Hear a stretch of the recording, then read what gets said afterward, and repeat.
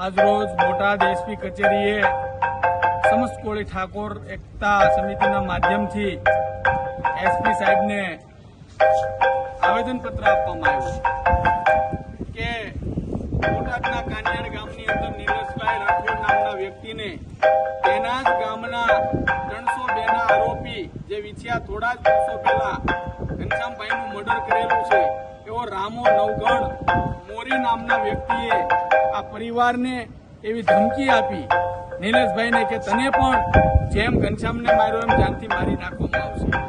તો સવાલ એ થાય કે ગુજરાતની અંદર કાયદો ને વ્યવસ્થા છે કે નહીં?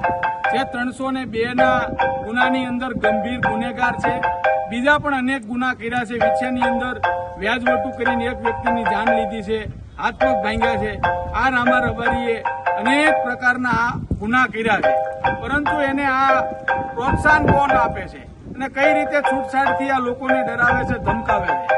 તો કોળી સમાજની માંગ છે કે નીલેશભાઈ અને એમના પરિવારને પોલીસનું રક્ષણ આપવામાં આવે અને જે આ 302 નો ગુનેગાર જે રામો રબારી મોરી છે તેને યુદ્ધના ધોરણે એના જામીન રદ કરવામાં આવે અને એને યુદ્ધના ધોરણે પકડવામાં આવે અને કાયદા વ્યવસ્થાનું ભાન કરવામાં આવે। અને જેમ વાત કરવામાં આવે માત્ર ને માત્ર કોળી સમાજના યુવાનોને ટાર્ગેટ કરવામાં આવે છે। આ કેસની અંદર માત્ર ને માત્ર નીલેશભાઈ જે તે વખતે બનાવ બન્યો ત્યારે કોળી સમાજના સંમેલન વખતે વિછ્યા હાજર હોય તો આ ગુનેગારે એને એવું કીધું કે તું ત્યાં શાના માટે ગયો હતો? અરે ભાઈ, મર્ડર તો તે કર્યું છે, તું શેના માટે ગયો હતો? પ્રથમ અમે તને સવાલ કરી હતી। તો આ નીલેશભાઈ અને એના પરિવારને આ રામા નવગણ મોરી દ્વારા કોઈ પણ પ્રકારનું કાંઈ પણ થશે કે આ પરિવારને કાંઈ થશે તો સંપૂર્ણ જવાબદારી એની અંદર લખેલા રામો નવગણ અને હરેશ હાટી નામના વ્યક્તિની રહેશે।